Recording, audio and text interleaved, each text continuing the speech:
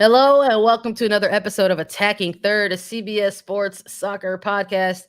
I'm Sandra Herrera, lead NWSL writer for CBS Sports. Joined today, as always, by my colleague and co-host Lisa Roman, broadcaster and analyst for CBS Sports. We are joined today by special guest, former US International Lori Lindsey, and on today's episode, we are going to do a United States Women's National Team versus Germany preview. Before we take a deep dive into everything, a quick reminder. Hello and welcome if you're joining us live, but go and download, follow, and subscribe to us whenever you get your podcast. And please subscribe to us on YouTube so that you never miss out when we do go live.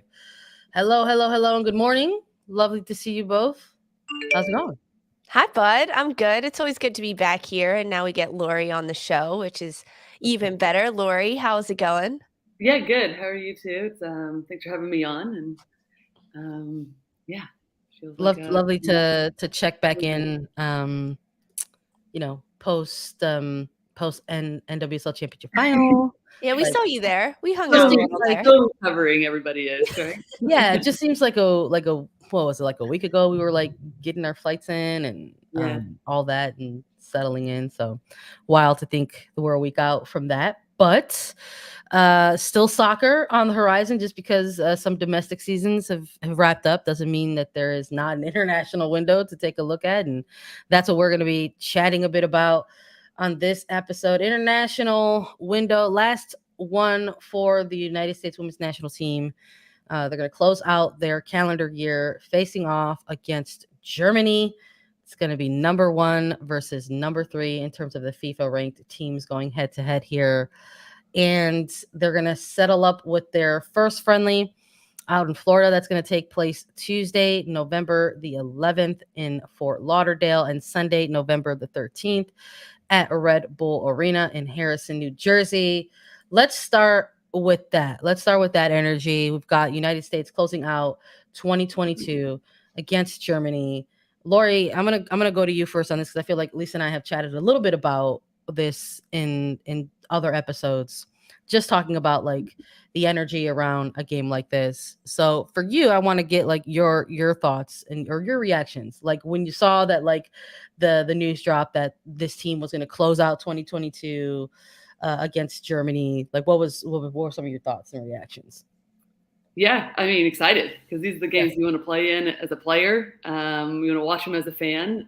This is what I actually had the privilege of calling Germany quite a bit in the Euros, and they were my favorite team. I think they're an exciting team, and kind of feel like they're back to maybe they were when they had a little bit of like their dynasty in the 2000s, so early 2000s. So yeah, I mean, I think, and it gives the U.S. team like a really good, I think, gauge on where they are. I think there'll be some similarities in terms of like the England match and like how each of these teams match up. But yeah, I think going in is the last international break, as you mentioned, Sandra, and hopefully ending on a high note for the U.S., but also really getting a good understanding of where they need to fine tune some things, clean some things up, but also are like really accelerating or excelling headed into World Cup year, which is even more awesome. Yeah. No. It's a great point to bring up in terms of like the head to head between these two teams. Like Lisa, I'll go with you to this one. It's kind of like these two teams are kind of like reuniting for the first time in a little while in terms of how long it's been since they've been able to face off each other individually, whether it's been like in international windows or like in like other huge international tournaments, right? So we're talking about 5-ish years going on here between these two sides. Yeah, I mean, the history between the United States and Germany it goes back a long time, right? Like 33 matches between these two sides. It's something like 17 meetings in the United States, and the United States currently has a record of 11, 2, and 3 in those previous 16 meetings that have been played in the United States. But the last time they played was in 2018 in the She Believes Cup, right? The last 3 times that Germany and the United States have faced each other, it's been in the She Believes Cup. So that a big gap from 2018 in that She Believes Cup until now is the longest gap that these teams have had where they haven't played each other. And if you think back to 2018, March of She Believes Cup, It was in Ohio. We were talking a little bit about Ohio off mic here, but in March in Ohio, I mean, not the greatest weather. I don't know if you guys remember this game, but it was like cold, snowy, windy. It was like a pretty miserable game to watch. I mean, I can't imagine playing in that. And I played soccer in Wisconsin. Like, I just couldn't even. And the United States win it 1-0. And something like the last 3 matchups have all been 1-goal differences between the United States and Germany. So heading into this match and this pair of friendlies, which is going to be the 17th meeting in the United States for these two teams, the 34th overall meeting. It's another European matchup for the United States, right? They're coming off of those Spain and England friendlies that they played in Europe just about a month's time ago, and now going up against Germany, a team that both sides know each other very well. And I think when we look a little bit deeper, Lori, to your point about knowing this German side from the Euros and what they did earlier in the summer, it's a lot of the same players that we're going to see playing in these friendlies against the United States. No, Lori, you don't want to follow up on that? Yeah, I mean, it is. It's certainly. I mean, I had mentioned it. So sorry, I had mentioned a second ago. I thought we were going to a different question. I mentioned that this is going to be like similar to an England game, but with having them with Germany playing in the Euros. I felt like this is a team that, it's going to be interesting because all of these players, this is a young team with Germany. And one of the things going into the Euros was whether or not they were, how they were going to be defensively and a young squad. But I think the Euros prove that this team is like ready to get back to where they are. They have a little bit of a different flair in the midfield than they've had in the past. So I think going back to what I said, it's an excellent matchup for this team, and to not have played each other for 5 years, to be able to meet at this critical point for both of these teams is massive and exciting, really. Mm-hmm. Let's chat a little bit more about the opposition here. So we went down some of the history of this team in terms of their head-to-head against the United States, how there's a bit of a gap in terms of the last time these two teams previously met. But in terms of personnel, we've known for a little while who the United States is going to be taking to participate in each of these friendlies. And we know very well at this point in the year who is also going to be missing. We know that the United States has, a ton of players that they are keeping an eye on in terms of recoveries from injuries. But I think part of the excitement, right, between these two sides going head to head, yes, that they're, two top 10 ranked teams who have some good history between each other. But the Germans that are going to be participating in this match, I'm very, very excited to perhaps get to see some individual battles on the pitch, right? But I know that maybe not as big as the United States, but there's going to be a couple, heavy hitters who are missing for Germany as well. Like, I'm super disappointed that we're not going to be able to see somebody like a Julia Gwynn, participate in this international window. Awesome player.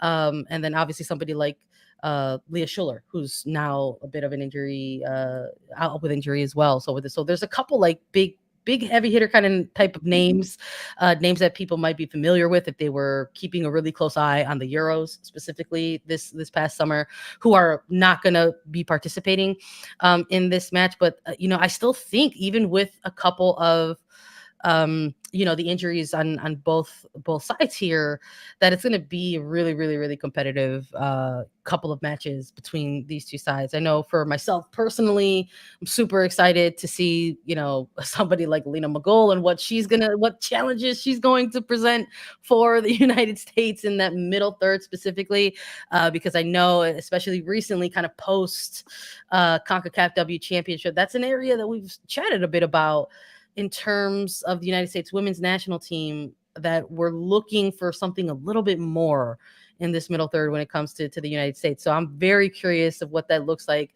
when they're going up against an opposition that has somebody like a Lena Mugol. Lori, I'm going to go with you to this because you were actually on call for the Euros. You got to see a lot of some of these games. When we're looking at like middle thirds here, how do you think things might play out for this first game particularly?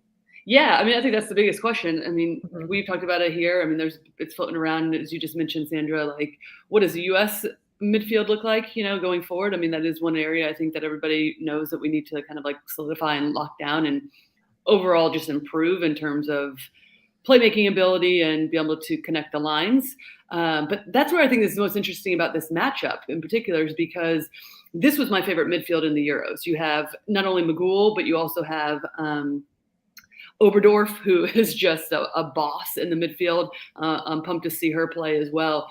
And there's like a Spanish-esque about style of play to these players. So you still have kind of like the direct and competitive kind of like strong German side that we're used to seeing with like a bit more flair and a bit of a Spanish style throughout the midfield. So I'll be curious because mainly one thing that I thought was really fascinating about the German team in the Euros is Magul push high. They also rotate their midfielders wide sometimes and then drop like a player like Pop. Sheila's out injured, so she won't be in there. But the rotation is really interesting. And at times they also keep their three strikers really narrow. That allows their outside backs to get higher. So then there's going to be overloads on our center backs or our back line as well with players like Magul, as you mentioned, Sandra, running through. So I say all of that, even though we don't have a drawing board, just meaning that there are going to be overloads in the midfield. And how do we deal with that? I think is going to be a really interesting conversation, maybe dilemma, maybe not, depending. However, I also think this is a German team that can counterattack quickly, and they were excellent at that in the Euros. So how do we deal with once they get behind us? So again, I think the questions about this is like, does Blacko go with two, sixes? Do we switch it up and go with a 4-2-3-1 instead of a straight up 4-3-3? Time will tell, I guess, tomorrow at 7 p.m. when we starting. But how do we change like the tactics a little bit to deal with that? And I mean, and vice versa, they have to deal with what we have going forward. We saw that with England, right? I mean, the Trinity Rodman goal that was disallowed. However, you put together 5 passes or however many it was, and we counterattack on them like they've never been counterattacked on before. So I think we can do the same to Germany. So they're going to have to answer questions. Just, I feel as of the games as of late, Germany is going to be more comfortable in possession than we have been, especially in the middle third. And to follow, I don't want to cut you off. Sorry. So to follow up, I just wanted to say, so like, would you like to see maybe like the United States and possibly either of these two games, like maybe lean into the fact that they could be a pretty good transitional team? Yeah, I don't see why we don't go with that. I think they have to with the strengths that the United States has and the speed that they have up top. I think why not? Especially when, Lori, as you said, you look at the midfield battle. I think that if the ball is played too much in the midfield with the United States versus Germany's midfield, we got to find the ball to our forwards' feet in the United States, because once you get the ball higher up the pitch, that's who you want to be running and having the ball, right? Like you want players like Sophia Smith, even Trinity Rodman on the ball. If you look at the attacking players, Rose Lavelle in the midfield, that's who we want on the ball running at Germany's back line, but it has to happen quick. Like a few passes out of the back, 1-2 touches and get it up. I just love the fluidity like that we have seen in recent gameplay from Germany. I'm 100% in agreement with you, in terms of especially what we saw from them during the Euros. Even in that final against England, how at any point you could it's like a kind of like a front six. Like you just sort of see like Germany able to just sort of kind of, like I said, kind of meld within their midfield and attack at times. And it's kind of scary. It could get kind of scary at moments if you don't have like, a good middle third to sort of counteract that, at moments. So, I mean, it's something like even when in their roster got dropped. I love that like when Germany drops their roster, it's like it's separated into like defense and attack, and like that's Oh it. no, You know what I mean? Like that's it. Like they don't do like, you know, it's like here's our defenders and here's our midfielders and here's our forwards. It's like, no, here's some attackers and here's some defenders, and they're all gonna cause chaos.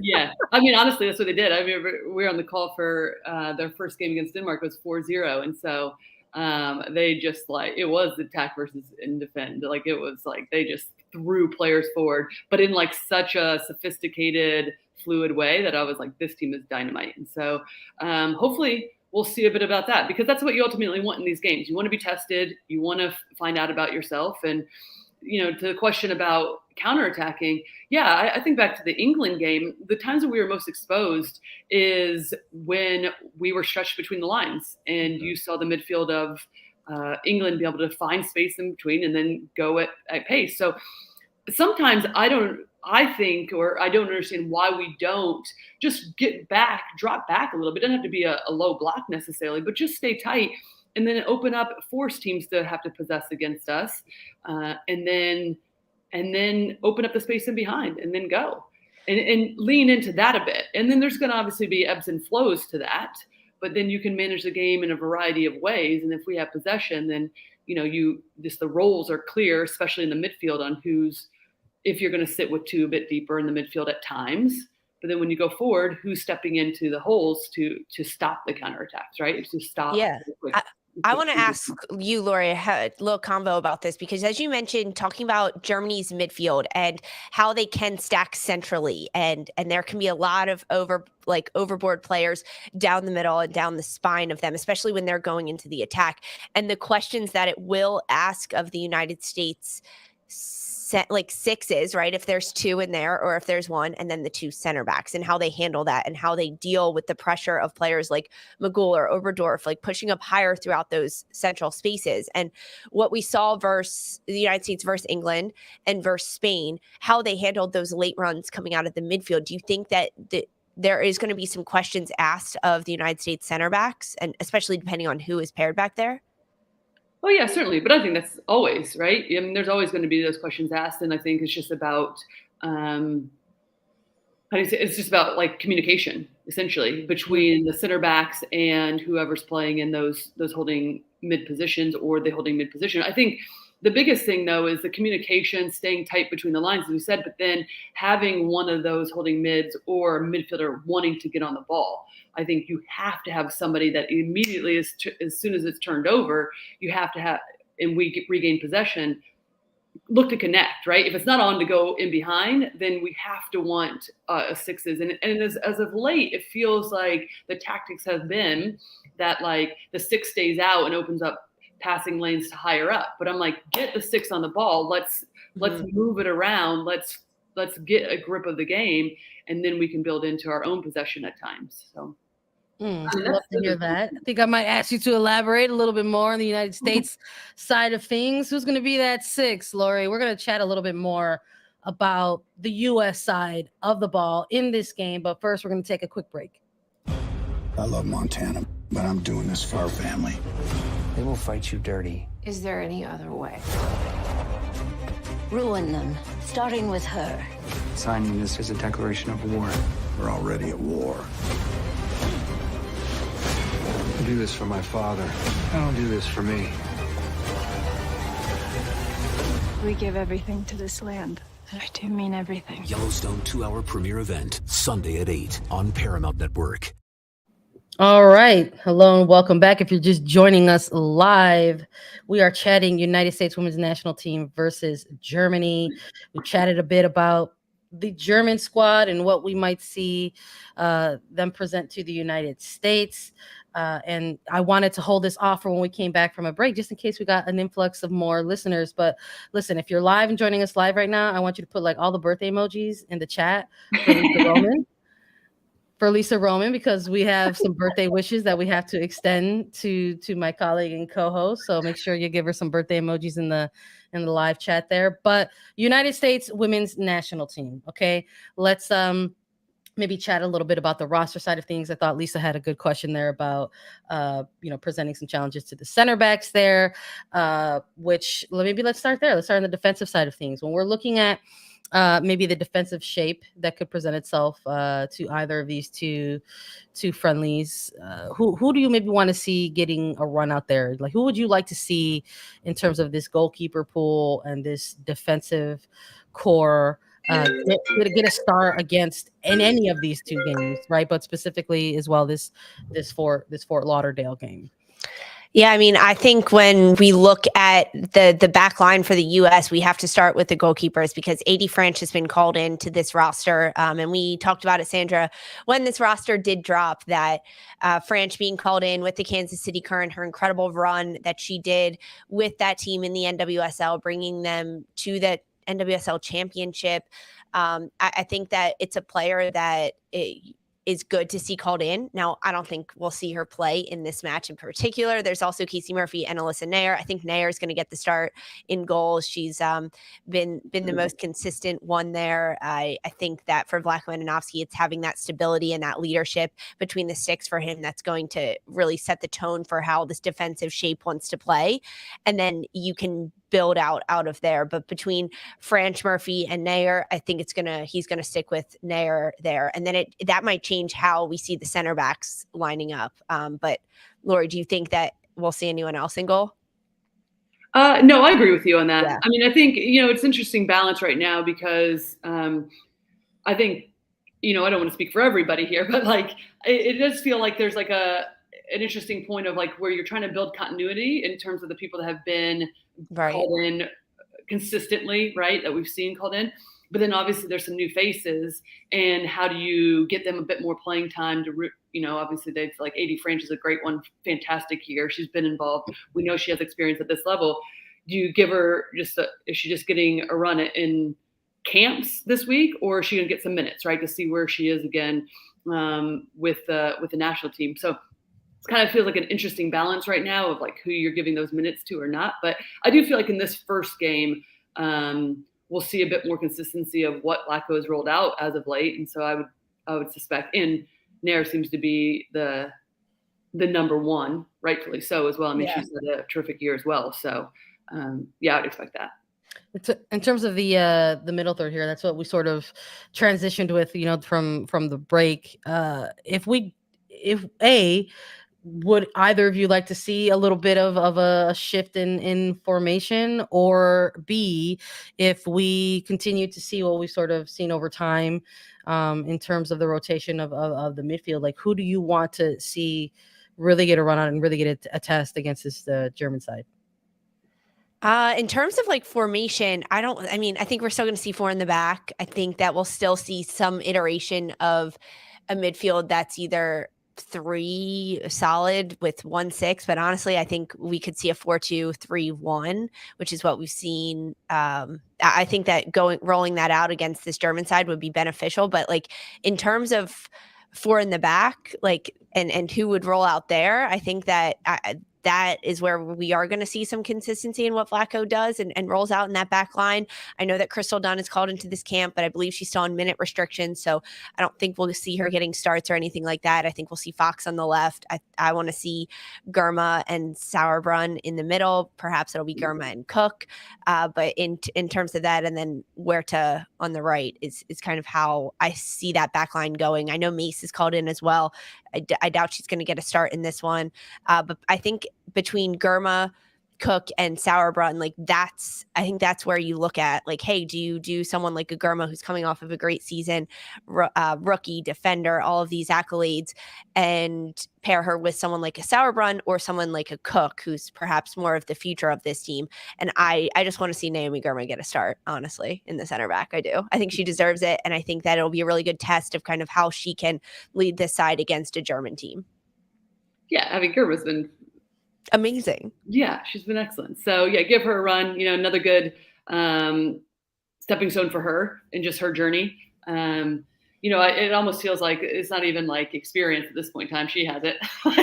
Get her out there. Just get her out there and let her do her thing. I would be curious though, because we haven't seen about her and Sauerbrunn playing together, and there's been chat about whether this because they both are going to play on the left side or not. But I would be interested in seeing both of those players together.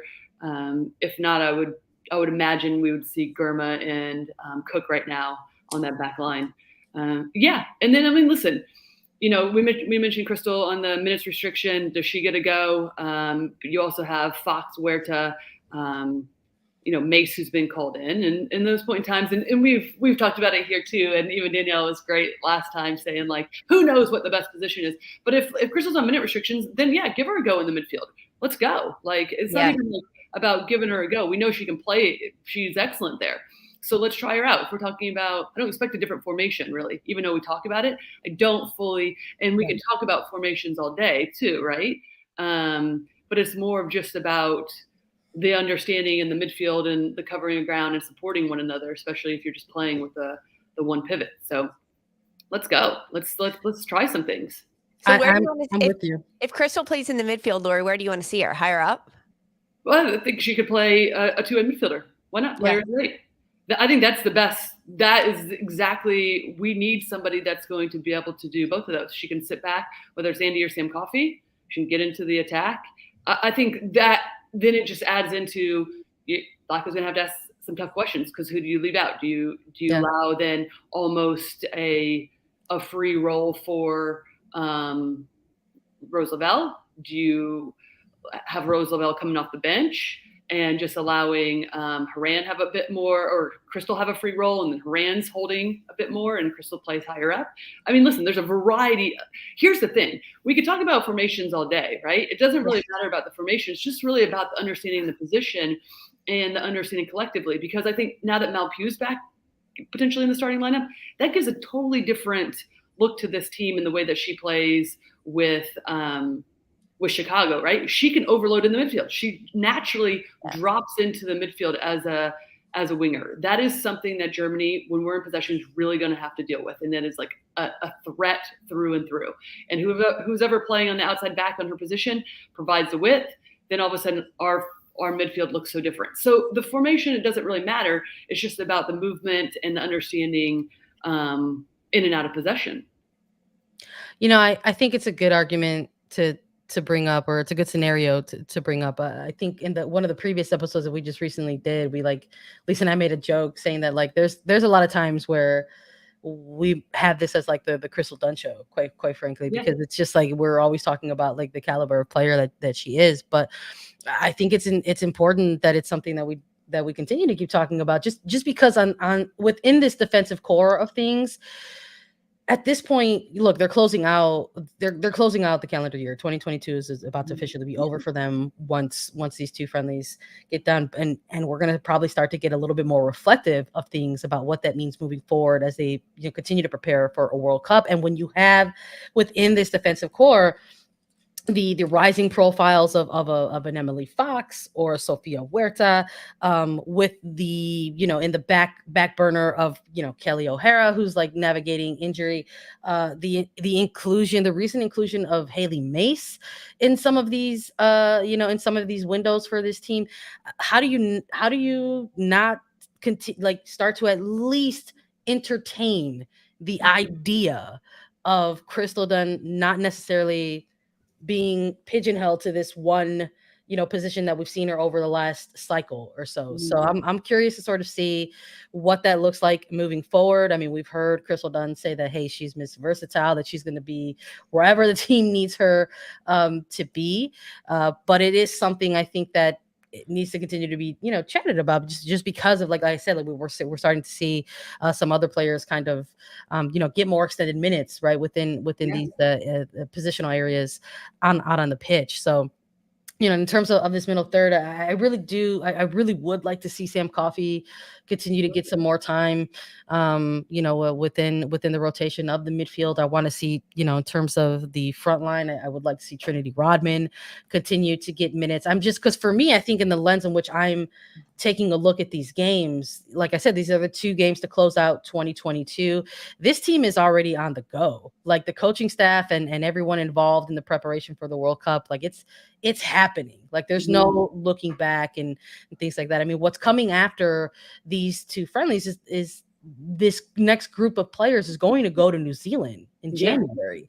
So I really do feel like, not necessarily that this is a bit of a pressure cooker situation in terms of going up against Germany, but I really do feel like this is the last set of games that some players have an opportunity to really leave a lasting impression on the coaching staff, because coming out or leading into this international windows, the media availabilities with somebody like an Adanovsky, who has constantly been asked about injured players, like, this coaching staff is not losing sight of that. Eventually, these players are going to be reintegrated back into the pool of players who are preparing for the World Cup in Australia and New Zealand. And some of those players apparently are going to be ready to go come that January camp. So like, we're going to have a different rotation of players being rotated in and rotated out. So I am looking at these two Germany friendlies as a little bit of a last chance, the last push for players to make sure that their names are still going to be relevant in the buildup to this 2023 World Cup. Yeah, no, I mean, you're exactly right. And I think that's where it comes into that balancing act that we were talking about, right? We're going to see some consistent faces out there, but then I think we are going to see some rotation, at least potentially if it's not the first game, the second game. And then how do you make the most of that opportunity? Yeah. Anyone else in the midfield core or attacking line that you guys really want to see get some extended minutes over these next two games? I think Coffee, that's a great shout. I want to see her get time against big powerhouse team like Germany, because that's a player that's been called in pretty consistently now. And we saw her go on a great run with Portland. So let's see what she can do. Let's see what she can do against some different questions that Germany is going to throw at this team, especially between the first and the second game, right? I think that we'll see, not knowing how the first game is going to go for Germany, I think that they're going to try different things in the second match to how they can ask more questions of the United States. So it's not just getting minutes in one match for Coffee, but getting her minutes in both of these games, and consistent minutes. I think that this is a player that can really vie for that defensive midfield role. And if there's a double pivot in there, it's got to be Coffee and Sullivan slotting into that role. But in the midfield, Coffee's one that I really want to see get time and consistent time. Yeah, I'm with you. How about in the attack at all? Laura, what do you think?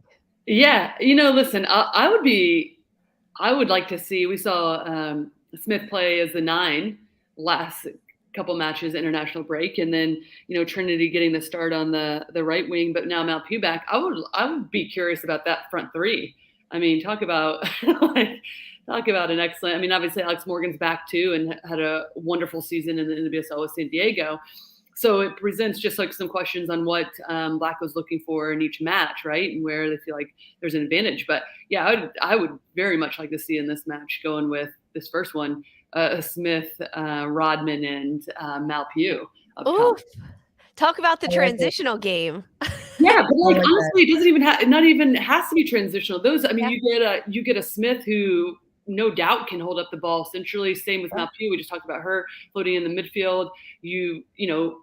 One of the things we know about Rodman is her ability to receive the ball wide and take on 1v1. So on that side, that can look a little bit different. Then all of a sudden you have like a different, issues that are presented to Germany in a different way, right? You have an inverted almost winger on the left side with Malpew, and then a winger that could potentially stay a bit wider at times on the right side. So it all of a sudden, like, again, you don't have to think about it as, we don't have to necessarily think about it always as formations. It's just a fluidity and understanding.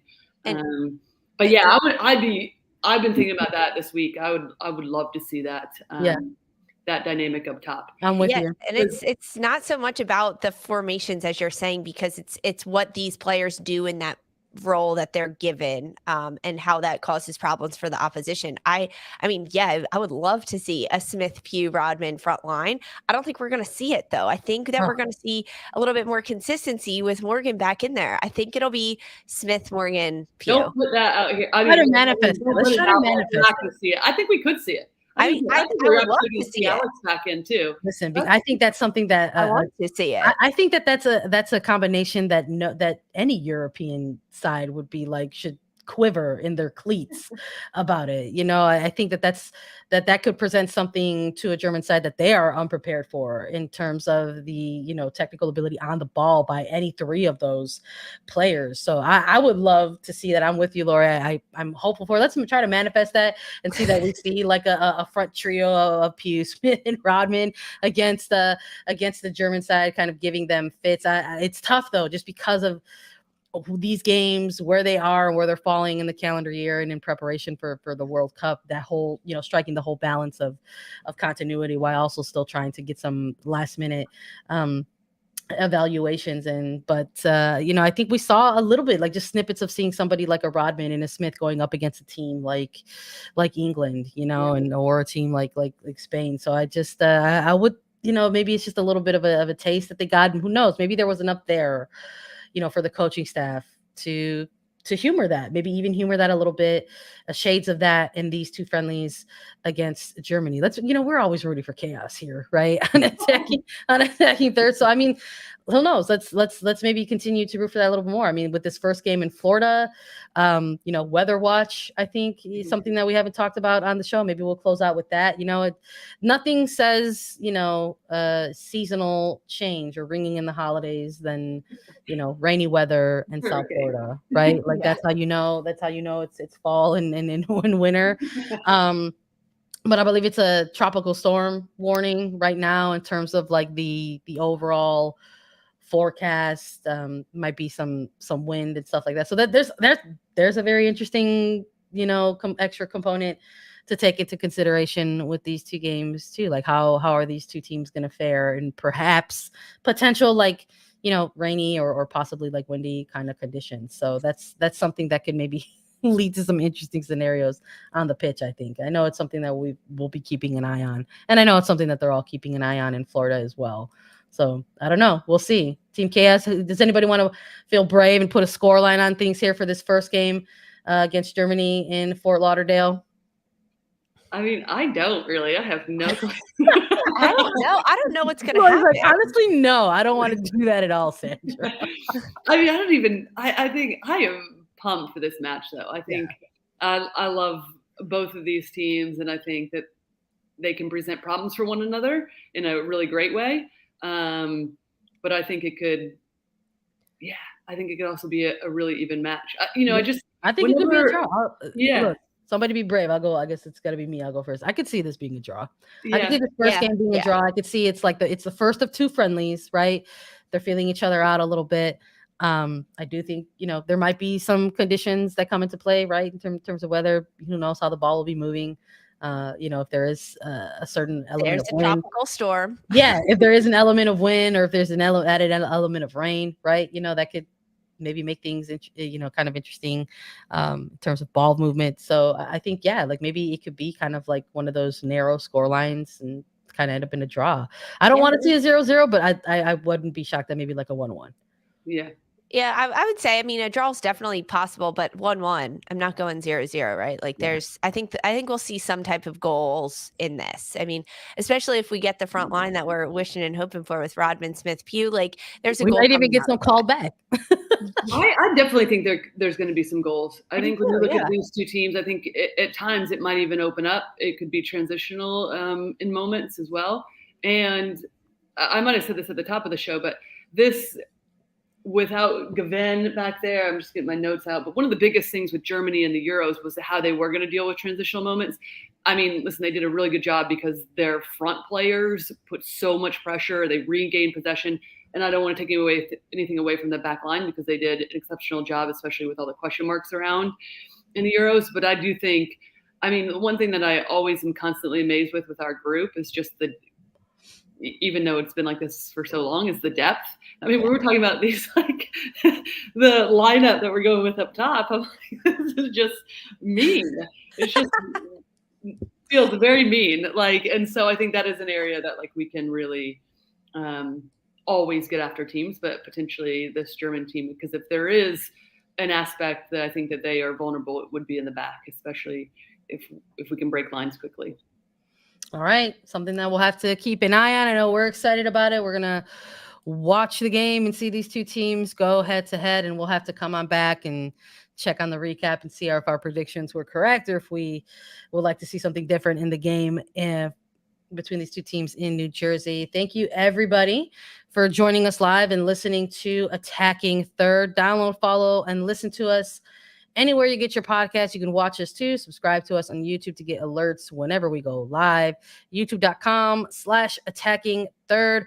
We'll be back with a live recap of the United States Women's National Team friendlies versus Germany. So we will see you live on YouTube Thursday after the final whistle for all of our thoughts and analysis. Stay tuned for Sandra Herrera, Lisa Roman, and Lori Lindsey. This was Attacking Third.